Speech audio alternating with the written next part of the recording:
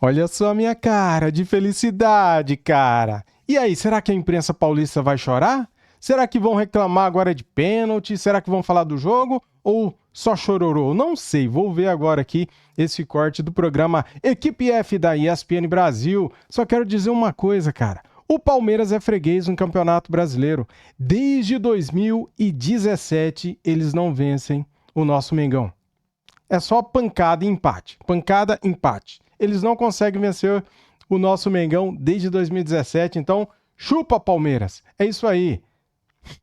Que felicidade, né, cara? Vamos lá pro vídeo então, galera. Deixa o like pra ajudar, pra fortalecer. Se inscreva aqui no canal, seja bem-vindo e ative o sininho. As imagens são da ESPN. Link na descrição como créditos. Vamos lá. E o Flamengo com grande vitória no Allianz Parque, importantíssima, faz 2-0 em cima do Palmeiras. O Palmeiras segue na liderança da competição, mas não consegue abrir aquela vantagem. O Flamengo cola, tem agora um ponto a menos que o time paulista. Oswaldo, Pascoal, Silas e Rodrigo Bueno. E daqui a pouquinho a Renata Ruel também, porque temos lances importantes a serem discutidos no programa. Tudo bem, Pascoal? Boa noite. Tudo bem, Bruno. Um abraço para você. Que prazer me encontrar com esse amigo meu, Bubu, Rodrigo Bueno, um cara que eu tenho um carinho especial, gente boa demais. E aqui, meu parceiro de toda semana, Silas. Boa noite. Boa noite para você, fã de esporte. E aí, Pascoal? Aí é o seguinte, a proposta de jogo do Flamengo foi mais eficiente diante da proposta de jogo do Palmeiras. O Palmeiras perde um pênalti, depois a Renata vai falar a respeito, e deixa o Flamengo com todas as armas. O time do Palmeiras se desarmou depois que perdeu o pênalti. Quando o Piquerez bateu aquele pênalti, por que todo jogador do Palmeiras só bate pênalti assim? Não tem um valente para dar um chute e a bola bater para... Não tem um corajoso para bater uma bola com vontade para dentro do gol? Se não me fala, meu amor, é o quarto pênalti que o Palmeiras perde entre paulista e brasileiro. Teve um do Flaco na Ilha do Retiro que ele fez, certo? Lembra aquele lá do Flaco?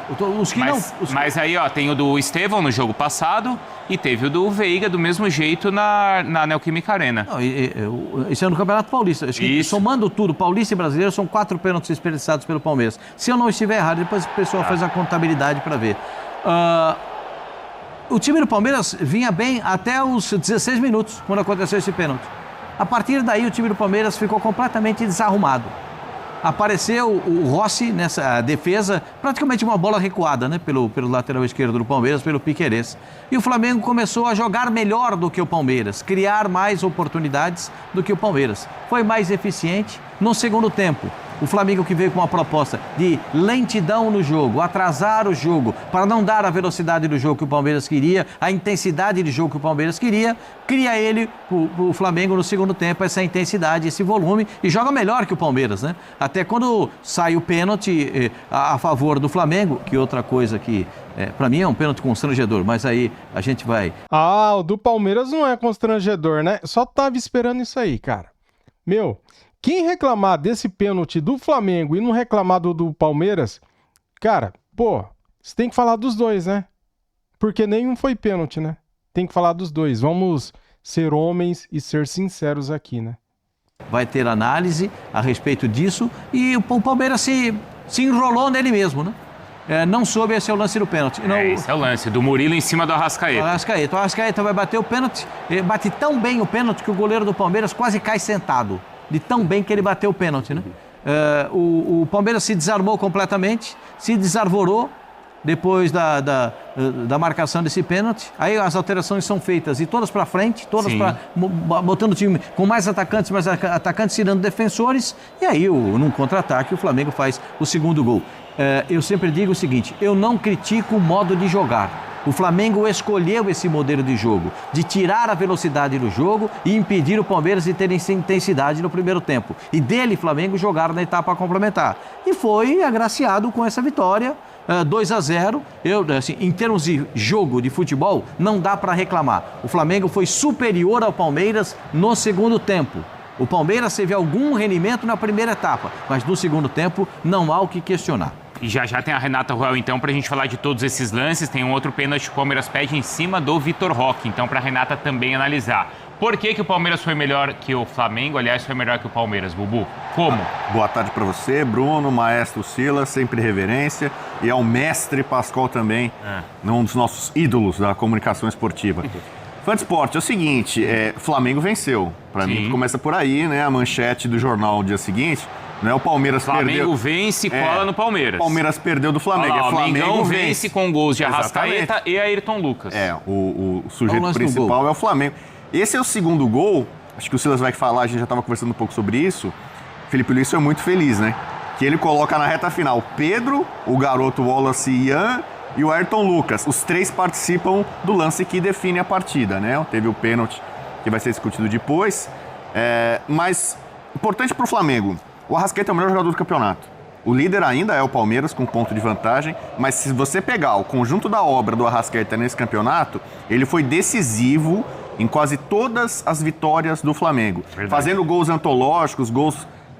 lembrando às vezes o Romário de biquinho, o Ronaldo. Eu já cheguei a falar que ele fez gol parecendo um pouco o Zico. No ângulo contra o Cruzeiro. Então, o Arrascaeta acaba sendo determinante porque ele sofre o pênalti que muda o curso do jogo e ele converte um pênalti, que para mim também é uma questão. Tem o mérito dele, a calma, a paciência, a tranquilidade, mas o Rossi é um pegador de pênaltis muito mais contundente, mais eficiente do que o Everton. Um goleiro como o Everton, assim, acho que pega mal a forma como ele reage ao pênalti. Por mais que seja um cobrador experiente e talentoso, mas ele não pode ficar ali, a bola passar perto dele ali, ele ficar quase que estático, entregue ali, quase vencido que ele caiu no sentado, pênalti. né? Quando ele quis reagir, não tinha como. Não foi um pênalti forte, não foi um pênalti tão no canto. Mas isso aí não é o talento do Arrascaeta? É o talento, mas o goleiro tem que estar preparado para isso. Até porque hoje em dia os goleiros estudam os batedores, porque, por exemplo, esperam Rossi, até o fim. O Rossi não fez nem força para pegar o pênalti do Piquerez. Mas ele espera até o fim.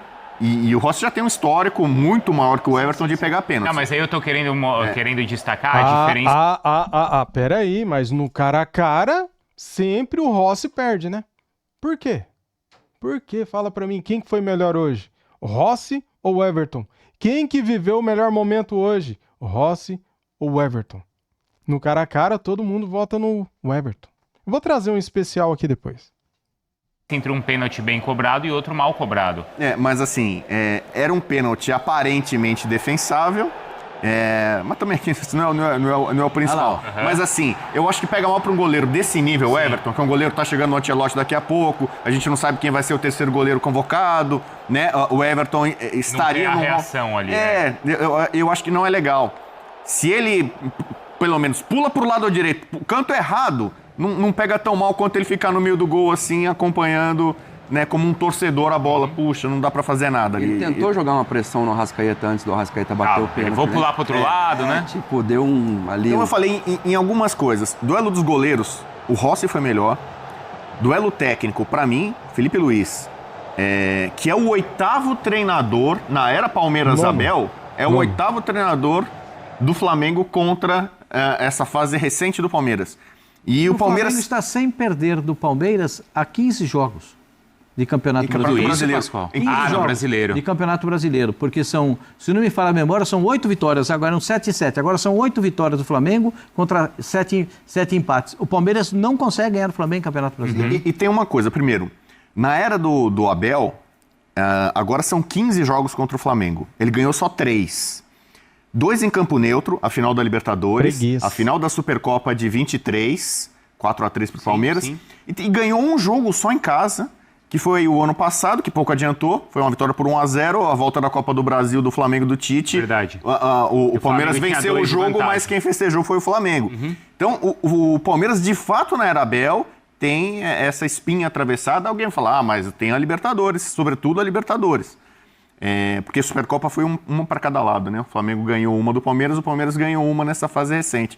Mas, de fato, o Flamengo consegue travar o Palmeiras. Coisa que o Palmeiras faz com muita competência contra quase todos os adversários, contra o Flamengo, e é campeonato de pontos corridos, mas é quase que uma final para todo mundo, né? Essa espanholização do futebol brasileiro. Palmeiras e Flamengo, o Ancelotti vai chegar agora aqui, tem que ver um jogo aí, qual que é o jogo principal. Era o de hoje. Ele já chega, deixa eu ver como é que foi esse jogo aí e tal. Agora tem o Palmeiras chegando.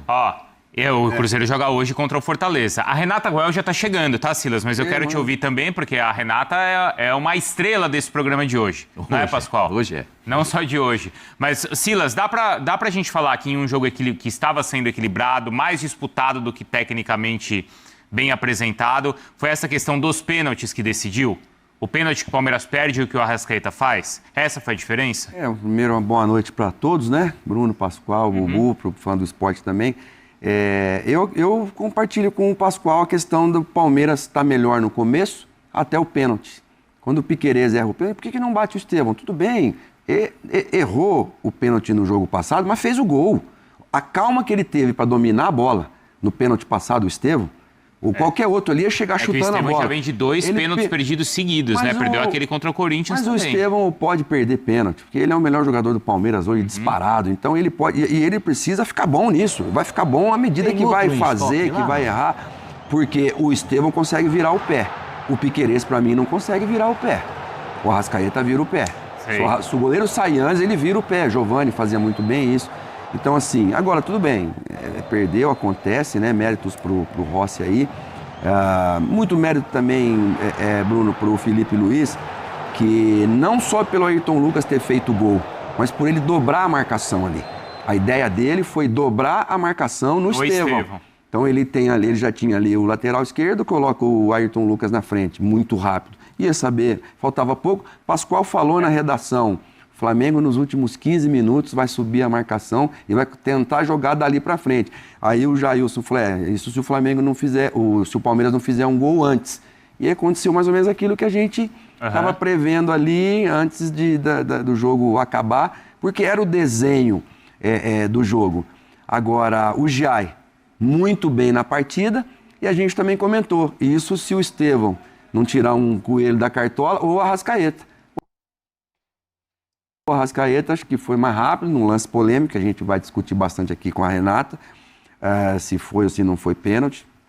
Na minha opinião, eu acho que também não foi para pênalti, né? Mas faltou conversa, porque se o Murilo não segura o Arrascaeta, já estavam chegando, o Everton já tinha saído, vinha chegando pela esquerda ali. O Giai já estava chegando na cobertura. Ou seja, o Arrascaeta não chegaria nessa bola, de qualquer maneira. Então, mas Palmeiras segue na frente. É uma jogada que o Gustavo Gomes sai para buscar o Luiz Araújo. Não, e que passe do Luiz Araújo. E aí o Luiz Araújo encontra o Arrascaeta. Achou um passe no Arrascaeta ali muito bem também. E o Arrascaeta até ali não tinha sido a figura dos outros jogos e que a gente mencionou, o Bubu mencionou bem aqui. Mas... É o artilheiro do Campeonato Brasileiro. No pênalti ele mostrou que ele, mesmo não jogando bem, tá frio. Às vezes o cara não tá jogando bem e fala, puxa, será que é para eu bater esse pênalti? Não, daqui a bola, foi lá, bateu, fez o gol. Você pega os principais jogadores do Flamengo, esses que são selecionáveis, né? O Wesley estava jogando, estava suspenso. Sim. Pedro, jogou no meio de semana, estava no banco de reservas.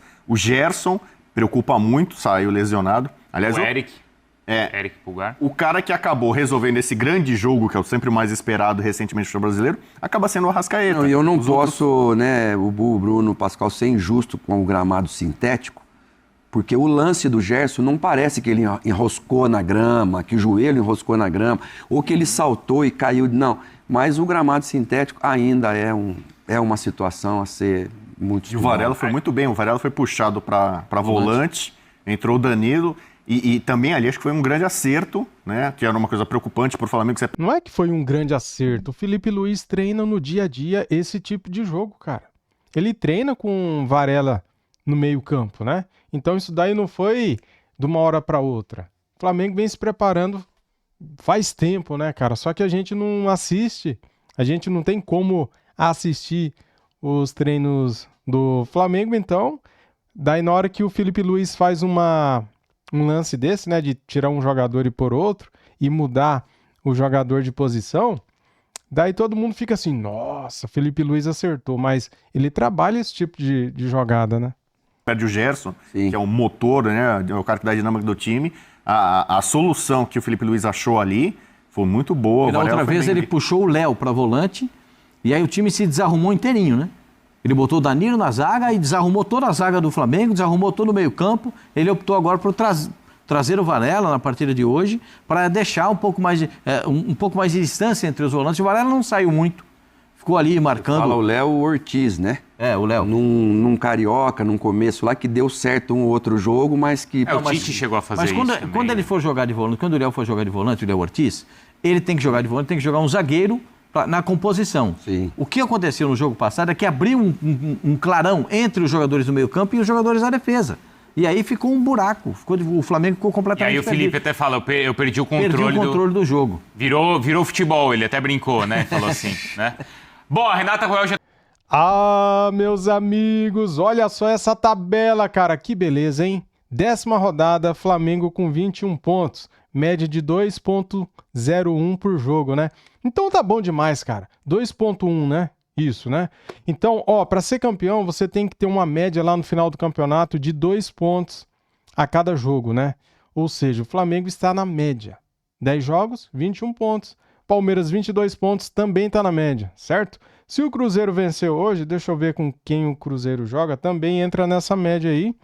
Fortaleza e Cruzeiro, ó, o Cruzeiro tem 17 pontos, se vencer vai a 20, né?